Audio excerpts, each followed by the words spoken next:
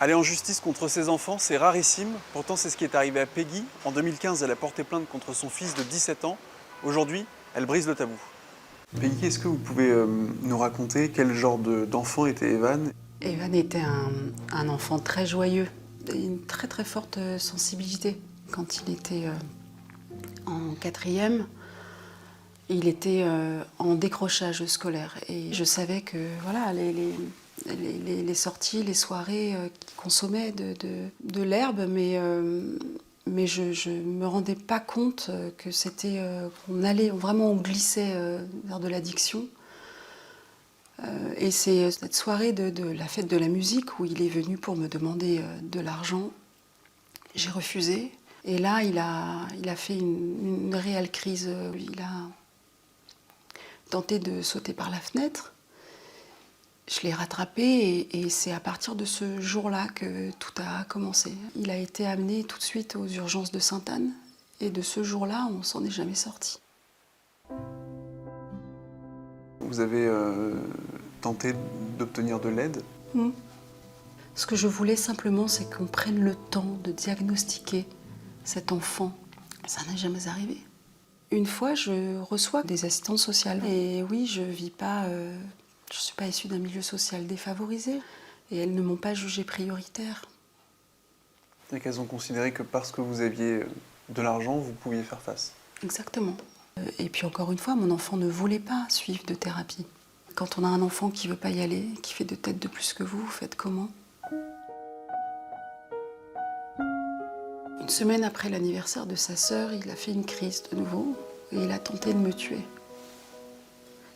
J'étais au sol et il y avait mon fils qui me tenait par la gorge. Je ne reconnais pas mon enfant à ce moment-là. Harold, à quel moment de sa vie vous avez rencontré Peggy? J'ai rencontré Peggy à un moment de sa vie qui était apparemment similaire au mien. Nous étions tous les deux des êtres divorcés. Du coup, c'est vous qui avez été déclencheur dans la prise de décision d'aller porter plainte? Oui. Je crois. Ah oui, oui. J'ai un enfant qui est en danger, je le sais. Et personne ne veut m'écouter. Voilà, pour continuer à en parler, j'accueille Peggy Zilberling.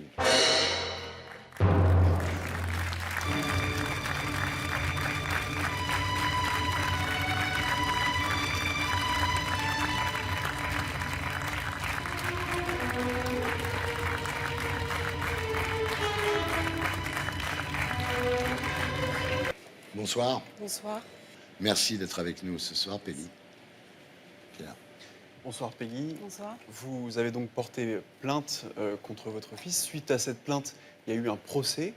Votre fils a été reconnu coupable. Est-ce que, depuis ce procès, vous êtes maintenant soulagée? Non, pas du tout. Pourquoi? Parce qu'il a été reconnu coupable pour les faits, mais il a été condamné à un rappel à la loi. Alors que moi, j'avais demandé à ce qu'il soit condamné à une obligation de soins. Rien d'autre. Aujourd'hui, votre fils a 21 ans. Oui. Est-ce que vous avez des nouvelles? Est-ce que vous savez comment il va? Je l'ai revu la dernière fois, c'était il y a 3 semaines. Et ça a été très difficile de reconstruire un dialogue avec lui. Il consomme toujours? Il consomme toujours. Les mêmes drogues? Non. Et ça, je l'ai appris il y a 3 semaines. On a découvert qu'il consommait de la line. C'est un sirop à base de codéine. Et au lieu d'en consommer comme une prescription normale, une cuillère tous les soirs, ils en consomment 2 bouteilles. Et on appelle ça l'héroïne liquide. Mais ça a commencé par une consommation festive avec des copains, un joint. On pense qu'un joint, c'est cool, mais c'est pas cool du tout, en fait. Le juge, d'ailleurs, au tribunal des enfants, l'a bien expliqué.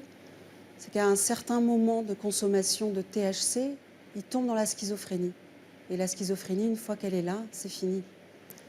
Peggy, dans cet ouvrage, dans votre livre, vous revenez longuement sur votre histoire, sur votre passé, sur votre enfance.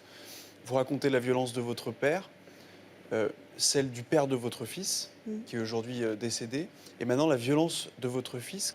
Avec le recul, si vous aviez quelque chose à refaire quant à l'éducation de votre fils, est-ce que vous changeriez des choses?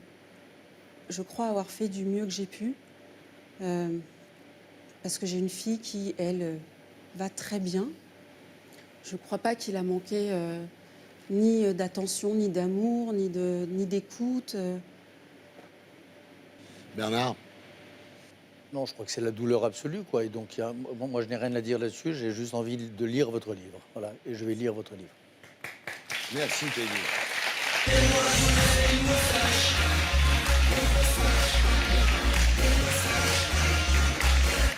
Peggy Gilberling, merci d'avoir été avec nous.